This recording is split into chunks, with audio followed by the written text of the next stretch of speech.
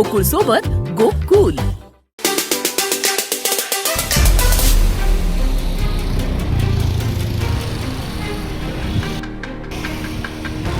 कुडाळ तालुक्यात आज अवैध वाळू उत्खननावरती कारवाई झाली अशी बातमी धडकली.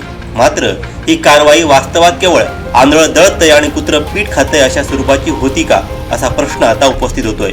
आजची कारवाई झाल्याच्या काही तासातच कुडाळ नेरूळ परिसरातील नदी पात्रात पुन्हा वाळू उपसा सुरू झाल्याचं चित्र पाहायला मिळतंय. हे पाहून सर्वसामान्यांच्या मनात एकच प्रश्न निर्माण झालाय, प्रशासन हे केवळ कारवाईचं नाटक करतंय का? कुडाळ महसूल कार्यालयापासून हाकेच्या अंतरावर नेरूळ नदी पात्रात वाळूची चोरी राजरोसपणे सुरू आहे. दिवसा ढवळ्या चालणाऱ्या प्रकाराकडे महसूल विभागाचे अधिकारी कसे काय दुर्लक्ष करू शकतात? जिथं अधिकाऱ्यांचं लक्ष असणं गरजेचं आहे त्याच ठिकाणी हे अवैध धंदे जोमाने फोफवत आहेत. प्रशासनाची मूकसंमती या धंद्याला आहे का? वाळू उपशामुळे नदीची पातळी दिवसेंदिवस खोल होत चालली आहे. भविष्यात भीषण संकट ओढवण्याची शक्यता आहे. स्थानिकांच्या तक्रारीकडे सातत्याने कानाडोळा केला जातोय. सामान्य नागरिक तक्रार करून थकले आहेत, पण वाळू उपशाचा धंदा तेवढाच जोमाने सुरू आहे.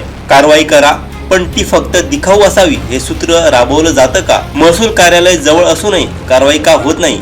या प्रश्नांची उत्तरं आता कुडाळच्या जनतेला हवी आहेत. कोकण 7 लाईव्ह साठी निलेश ओरोसकर, कुडाळ.